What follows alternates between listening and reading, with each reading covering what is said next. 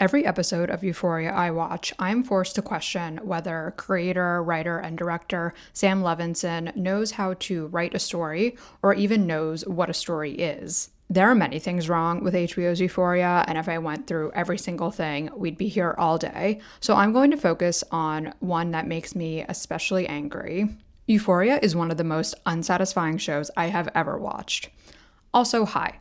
I'm Anna. I'm a writer and editor working in media, and I also write fiction. I have some expertise in writing stories, and it's debatable whether Sam Levinson does. Season 3 of Euphoria seems especially half-baked, like the first draft of a college student who got too high and now thinks his farts are brilliant. But instead of a draft languishing in a 19-year-old's Google Drive, this draft is on HBO Weekly. It has millions of dollars in budget, and A-list actors are reading it and trying to portray it as something decent. There's no plot, there's no character arcs. It seems to me that Sam Levinson does not understand narrative and instead relies on just portraying spectacle and vibes. What people like about Euphoria, or at least did like about Euphoria, might not even be an original idea from Sam Levinson. We'll get to that in a second. But now he's taken the aesthetics of the show in a more Western direction, very Tarantino-esque, and the Tarantino ripoff allegations are adding up. Before we get too deep into this, let's take it back to 2019. Part 1. Sam Levinson and his wrongdoings. When Euphoria first aired in 2019, Sam Levinson gave an interview with Entertainment Weekly. Sam Levinson said, "I had gone in to sit down with HBO's head of drama, Francesca Orsi. I asked her what she liked about the Israeli series. Yes, Euphoria is based on an Israeli show. We are not going to unpack that today, but very important context to have. And she said just sort of what a raw and honest portrait it is of drugs and being young and everything. So I started talking about my own personal history with drugs. I was a drug addict for many years and have been clean for many years now. But we just kind of talked about life for 2 hours. And then she said, okay, go write that.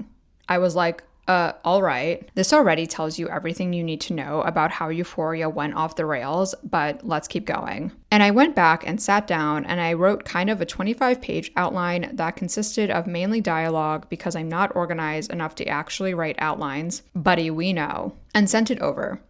And she said, this is great. Write the first script. And we kind of went from there. So from the start, Euphoria wasn't a coherent story. It was an outline and dialogue loosely based on Sam Levinson's own experiences, and that's not inherently a bad thing. So much of art is based on true events, people's own experiences, and you can argue that all art is in some ways based on our experience and perspective and way we see the world. So that's not inherently a problem. How many of us go through something horrible and process it through art making? But trauma does not a story make. As Josh Groban sang on Crazy Ex-Girlfriend, life's not some carefully crafted story. It's a mess and we're all going to die. If you saw a movie that was like real life, you'd be like, what the hell was that movie about? It was really all over the place. Life makes no narrative sense. But I'm not sure Sam Levinson understands that even at his big age. And that's what I'm asking myself at the end of each Euphoria episode.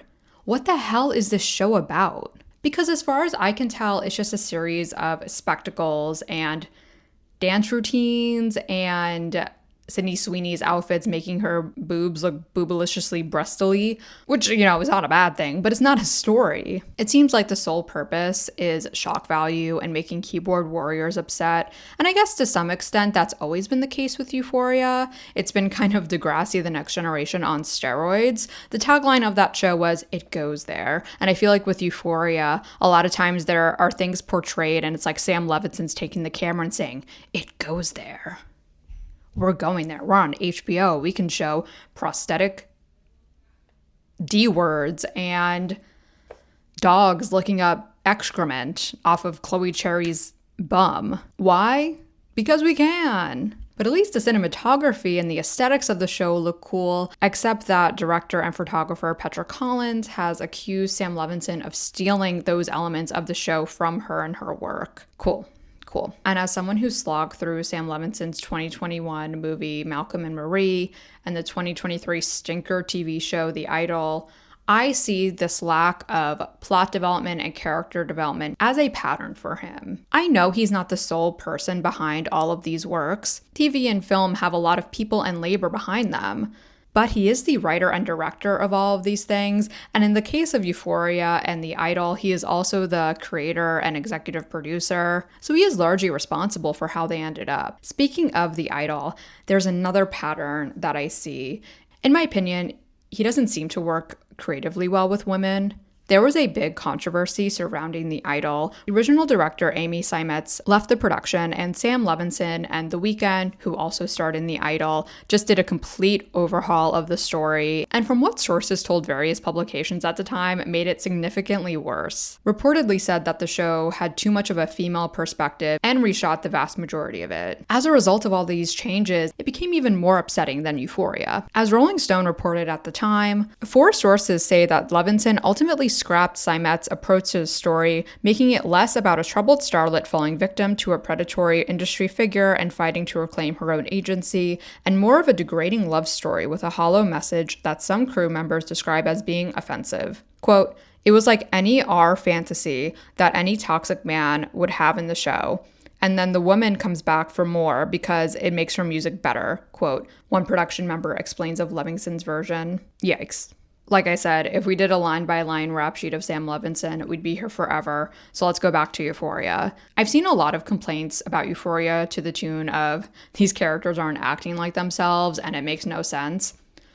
Yeah, totally agree. And there's a reason for that. If Euphoria was a good show, each character, or at least each main character, would have something called a character arc. They would go through not only external, superficial changes like moving somewhere new or getting a new job or getting married, but they would also change internally. They would change and grow over each season. This is a decent chart from the website Readsy that portrays a positive character arc, someone who changes for the better. The quote-unquote lie in this graph is a misbelief they have about the world, and the quote-unquote truth is something they learn or accept over the course of a story. A really basic example of this is Ebenezer Scrooge. He starts A Christmas Carol being misanthropic and hating everyone and only caring about money, but then over the course of A Christmas Carol, through being visited by the 3 ghosts, he discovers that there's actually more to life than money. He discovers that caring about other people is what makes life worth living.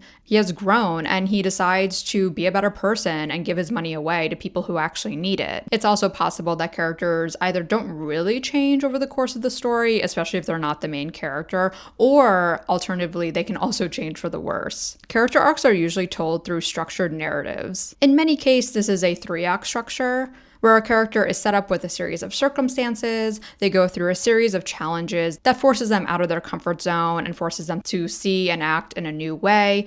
Eventually, there's a really high-stakes moment called the climax, which is probably the biggest challenge of the story that the character must go through, and their internal change is solidified, and the 3rd act is a resolution, and the story ends. This is a really simplified look at plot and character. This is absolutely not the only way to write a story. There are 4 acts, 5 acts. You can write a story with no acts at all. You don't have to use that character arc sheet from Readsy. But it doesn't seem like Sam Levinson is using anything. It seems like Sam Levinson is going off of vibes and whatever he saw on PH the other week, if you know what I mean. I don't know if he's picked up a book. I don't know if he's taken a writing class. It's really brazen for Sam Levinson to do this, not just because we all watch it and have to cringe. There are potential real-world consequences. Part 2.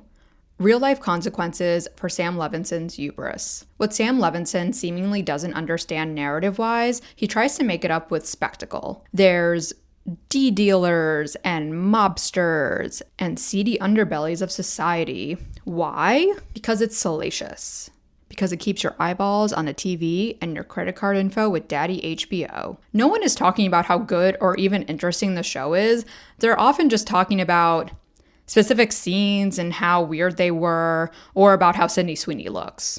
Speaking of Sydney Sweeney, we're not going to talk about American Eagle today. We're not going to talk about any of that. This season, her character Cassie has an OF and ventures into what I will call SW, and hopefully you know what that is. Actually, most women on the show do corn or are associated with SW in some way, and As you can imagine, it's pretty controversial. Sam Levinson previously hired corn performer Chloe Cherry to portray Faye, and Faye is back this season. Rue works at an adult club. Jules is another type of SW who engages in hardcore, what can I even say on YouTube? It's a use of cellophane. Let's just say that. The use of this profession and 18 plus activities seems to be only for shock value and sensationalism for sensationalism's sake. Euphoria doesn't actually explore these topics or dig into the inner lives of SWs or people who have these proclivities for certain activities. If anything, SW is portrayed as demeaning and deviant. Sam Levinson is basically doing jazz hands every episode, saying, "Isn't this gross?" And that's frustrating for me as a viewer, but for actual SWs, it can have real life negative ramifications. I interviewed several SWs recently about Euphoria, and one of them, Diana Rotten, who is the digital strategist for the campaign Scotland for Decrim, said, "Portrayals of SW in mainstream media such as Euphoria rely on reductive and harmful stereotypes, which often shape public perception of SWs in ways that justify harmful policy. Over the past decade or so, SWs have been pushed off the internet due to internet policy that I won't go into here, but I will leave some links below. These harmful laws claim to be helping SWs, but in actuality, they harm them. They're making them less safe. And I'll link two studies in particular below, one from the Fordham Law Review and another from the Anti-ST Review, let's just say that. Regardless of how you personally feel about corn or SW, it exists, and it will continue to exist, even if everything about it is outlawed. There is demand for this stuff, and there are people willing to supply it. Under capitalism, we need money to survive. You can't just ban their source of income and expect them to be safe and okay. SWs, like everyone else, need resources, not punishment. Part 3, the silver lining. Listen, there's something good here about Euphoria. The silver lining here is that I think the negative reaction to this show proves that AI-generated TV and scripts will not work. Because if you input something into ChatGPT that's like, give me a story in the style of Quentin Tarantino that is about DAs in high school and the mess they make. If you might get something that's like Euphoria, but you won't get something good. Story is inherently human. Narrative started in the oral tradition to teach people about history, to teach people about their people and life in general. So the fact that people can see through this show and know that it's poorly written actually does hearten me a little bit. And when I give writing critique, I like to do the compliment sandwich. Give a compliment about the writing, then give my constructive critique, and end it with a compliment. And I didn't really do that here, but maybe we can do an open-face sandwich, and I can say a compliment now, and I can end with something a bit positive about Sam Levinson. He does have something to offer, and it appears to be the portrayals of DAs and teen DAs in particular. On the Euphoria subreddit, there's a recent thread asking what Sam Levinson has uniquely contributed to the show. And besides lesbian Zendaya, which I also love, the most common answer was his portrayal of D-abuse. He has lived experience, so it makes sense that these aspects of the show feel raw and authentic. And depicting these narratives is so important and valuable because of how stigmatized addiction, I'll just say it now, is in our society. It is so stigmatized, but that makes me so much more angry because there are other people who are stigmatized like SWs, and Sam Levinson doesn't really seem interested in their lived experience. That's another reason why Euphoria is so frustrating. Maybe this is actually a criticism sandwich. Critique, compliment, critique. And hey, we're all still watching it, so see you next Sunday. If you like this video, be sure to subscribe and like it, and leave a comment if you have anything to say about Euphoria or Sam Levinson, and I'll see you in the next one. Thanks for watching.